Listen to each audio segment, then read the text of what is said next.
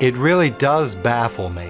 It wonders me why Yip Harburg is not a household name like George Gershwin or Cole Porter. And I understand why, but it still surprises me. He was so prolific, so major, so revolutionary in his approach to lyrics and theater in general that I'm so glad that you're taking the time to watch this spotlight.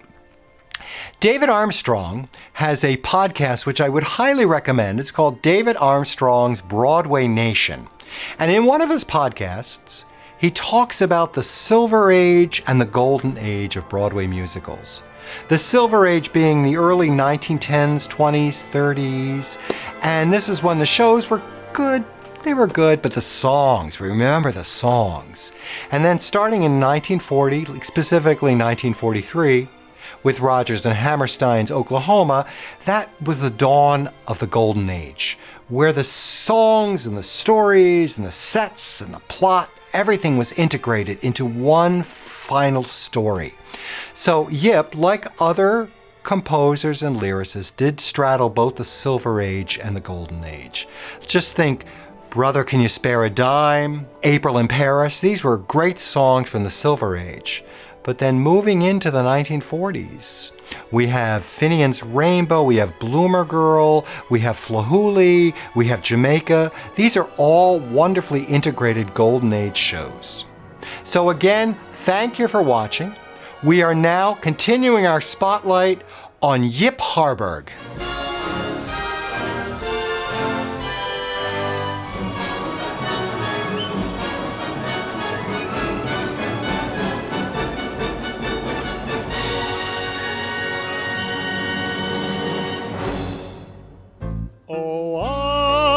To tell you why the ocean's near the shore, I could think of things I never thought before, and then I'd sit and think some more. I would not be just a nothing, my head all full of stuffing, my heart all full of pain. And perhaps I deserve you and be even worthier of you. If I only had a brain. So what can I say about The Wizard of Oz that hasn't been written about? This is just a small list or a small stack of the books that I read and love. So I really can't do anything that can't be read here. But I'd like to take a few minutes to highlight some of the most interesting aspects of the show, in my opinion. The show was Hooray for What, starring Ed Wynn as a crazy wild scientist. It also co-starred Vivian Vance. Do you remember that name? Vivian Vance was Ethel Mertz from the I Love Lucy show. She had a Broadway career before she made it on television. It was directed by Vincent Minnelli, and it was choreographed in her Broadway debut by Agnes DeMille. So this was quite a big show. But the producer for a new MGM musical called The Wizard of Oz heard a song called In the Shade of the New Apple Tree. And that song landed a contract for both Yip Harburg and his composing partner, Harold Arlen. The producer was Arthur Freed, and he loved it. Now, in the process between getting the contract and filming it, there was a revolving door of scriptwriters, directors, cast changes. Did you know that MGM wanted Shirley Temple to play Dorothy? Can you imagine? Oh my God. And Yip was very instrumental in getting some of the casting done. He hired his friends Bert Lahr, and he hired Ray Bolger from his different musicals that he did before. And he really, really wanted W.C. Fields to play the wizard. Now, wouldn't that be wild? But W.C. Fields was very expensive and difficult, so they couldn't get him. So he started writing the show. The two of them started writing The Wizard of Oz. And it went by very, very quickly. Now, the only problem was, let me tell you, they had a 14-week contract, and they had to divide $25,000. You're like, that doesn't sound like very much. Fast forward, $25,000 back in 1939 was worth $500,000 today. So they made a chunk of change. So they wrote all the songs except which song? You can guess it. Over the Rainbow. The contract was over, and now Harold Arlen was nuts that he couldn't write the song. So he was fretting and fretting and fretting, and one night he told his wife, I'm so nervous, let's go to Grauman's Chinese Theater and watch a movie. On the way to the theater, he said, stop, honey, give me a piece of paper, and he wrote the melody to Over the Rainbow. He called Yip Harburg that night and said, Yip, come back. I want you to hear this song. He played it, and Yip said, no, it's not right. And Harold's face dropped. And he said, really? And he said, okay, it's just not going to work. So they called in their buddy, Ira Gershwin. And Ira Gershwin said, listen, Harold, stop playing it so orchestrally. Make it much simpler. And all of a sudden, we could hear the melody and da-da-dee, da-da-da-da, and the song was there. So they were happy. Yip wrote a lyric, Somewhere Over the Rainbow, and everyone was happy. They put it in the initial scene where Dorothy's in Kansas. At the first preview, the producers took it out. They said it's slowing the show down. Yip, Harold, everybody went nuts, and they boycotted everything. They didn't boycott, but they just said, no, you can't do this. And eventually it came back in. And of course, we all know that Over the Rainbow won the Academy Award for the Best Song in 1939. The show, which I think is magnificent, lost the Academy Award to who? Gone with the Wind. So that's not a bad thing. So the show had its great success, and then it sort of disappeared like a lot of musicals, right? 1956. CBS wanted to buy the rights for one showing a year for the next 6 years. It cost them a lot of money, but they did it. Now let's remember, in 1956, there was no Netflix, there was no CDs, there were no even cassette players, there was nothing. And television generally did not put major motion pictures on. So this was a big event, Sunday night at 9 o'clock, 9 to 11. They broadcast The Wizard of Oz on TV, and they had a huge following. Each year after that, it got a bigger and bigger and bigger following. So what we know today as The Wizard of Oz is all because of the television, because the people like Margaret Hamilton, who played the witch, had no idea how famous she was until she walked into a store and people clamored for her autograph. So you never know when you're going to make it, right? So what do you do after The Wizard of Oz? Well, you work. You keep working, right? So MGM hired them for a film musical called At the Circus, starring the Marx Brothers. Now, I don't know if you know this, but Groucho and Ira and Yip all loved Gilbert and Sullivan. So Yip decided to write a comic song called Lydia the Tattooed Lady, about a circus woman who has various tattoos all over her body and is very interesting to most of the men. The song was sexy, lascivious, I would say dirty and funny. Well, let me read you some of the lyrics. Lydia, oh Lydia, say, have you met Lydia? Lydia the Tattooed Lady. When she stands, her lap goes littler. When she sits on Hitler. Now, of course, the film censors said, no, you can't have a song like this. So Yip was like, what can we do? Groucho has to have this song. So he changes the end to the song that Lydia gets married. You remember, back then, women couldn't wear tight sweaters, no kissing with the mouth open, bedroom scenes, everyone's feet had to be on the ground. This was tight. So Yip changed the ending to this. She once met an admiral clear off his feet. The ships on his hip made his heart skip a beat. And now the old boy's in command of the fleet, for he went and married Lydia. Oh, Lydia, that encyclopedia.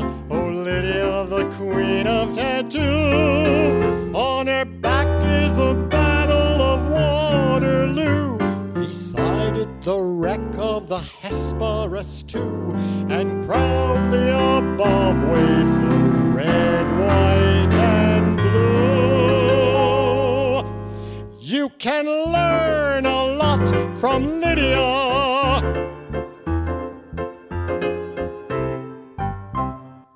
In the 1940s, Yip and Harold went back to Broadway. Now, as much as Hollywood was glamorous and it was warm and they made a lot of money, these were Broadway theater composers. And Yip was eager to write a new musical. And so was Harold. So they created a musical called Bloomer Girl in 1944. It starred Celeste Holmes, who came right out of Oklahoma. Speaking of Oklahoma, this was considered the second integrated musical after Oklahoma. An integrated musical is a musical play where the music, the dance, the book, the performance, and the sets are all entwined together to make one great story. The plot concerns Evelina, a hoop skirt manufacturer's daughter who defies her father by rejecting hoop skirts and embracing comfortable bloomers, thus Bloomer Girl. This show ran over 600 performances and was a great success. Unfortunately, it's not been revived very often, and not sure why, but Yip used a lot of his political leanings towards it. There was a magnificent song called "The Eagle and Me" about a black man who was being sold into slavery. And of course, feminism, and who even heard of feminism in 1940s, with the rejection of the hoop skirts and wearing bloomers in its place. 1947, Yip and his friend Burton Lane, composer, hit a home run with Finian's Rainbow. This is a magnificent show, not from any literary source at all. They wrote it themselves. The only other musical I can think that didn't come from a literary source was probably The Music Man. This show dealt with a lot of political thoughts. Yip always felt like you could always use the theater to educate people as long as you used comedy. Now, a lot of these composers and lyric writers never wanted to write a straight-out cliche love song like "I love you, honey." They didn't. So Yip was always looking for a creative way to say "I love you." And the song "Old Devil Moon," it's not "I don't love you because I love you." It's that devil moon that's causing me to fall in love with you. Listen to this song. It's really wonderful. It's that old devil moon that you stole from the skies. It's that old devil moon in your eye. So in the 1950s, Senator Joseph McCarthy started the Committee on Un-American Activities, or the Un-American Activities Committee, where he found people that he thought were infiltrating the United States with Russian and communist ideas. And that spotlight went right on Yip Harburg. And what happens when you're blacklisted? No TV, no films, no radio. You are gone. Now Judy Garland of The Wizard of Oz was making a comeback, and she really wanted Harold Arlen and Yip Harburg for her next movie. You might know it. It's called A Star is Born. As hard as the movie industry tried, they could not break through the union's resistance. So the job went to Yip's friend Ira Gershwin. You win some, you lose some. Now, what really caught the attention of Senator Joseph McCarthy was a film musical called Cabin in the Sky. You might remember this was a Broadway musical composed by Vernon Duke and John Latouche, but when it was turned into a film, they asked Yip to write some songs. So he wrote a really beautiful song called "Happiness is a Thing Called Joe." It's really a beautiful ballad. You should listen to it. So at the trial, or the Inquisition, I guess, Joe McCarthy asked him, that song, "Happiness is a Thing Called Joe. We both know who you were writing about, right?" And Yip was like, "No, I have no idea what you're talking about." He goes, "You were talking about Joseph Stalin, weren't you?" And Yip said, "I didn't know whether to scream or bust out laughing." Did you know in Frank L. Baum's original book, The Wizard of Oz, there was never a mention of rainbow in it at all? It was Yip who put the rainbow in there for Somewhere Over the Rainbow, And of course, rainbow was pretty prominent in Finian's rainbow with that pot of gold at the end of the rainbow. So Yip has really throughout his life added many interesting things to his works. So as always, I love to share my research with you. And I read 4 amazing books that I certainly hope you will enjoy if you want to get more information on Yip Harburg or Harold Arlen or The Wizard of Oz. This first one, Yip Harburg, Legendary Lyricist and Human Rights Activist by Harriet Hyman Alonso. Really fabulous book. The second one, Adapting The Wizard of Oz, edited by Danielle Burkert and Dominique McHugh. Rhythm, Rainbow and Blues, Harold Arlen, by the great Edward Jablonski.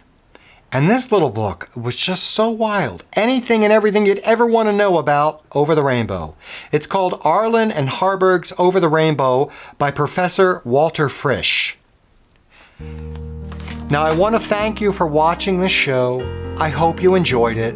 That is my only goal, to have you enjoy it and go home with a little more information. If you liked it, please subscribe, please like it, send me a comment, send me an email. And guess what? I'm thinking about my next spotlight, and it's American-born Cole Porter. That should be a lot of fun. See you soon. Thanks a lot, guys.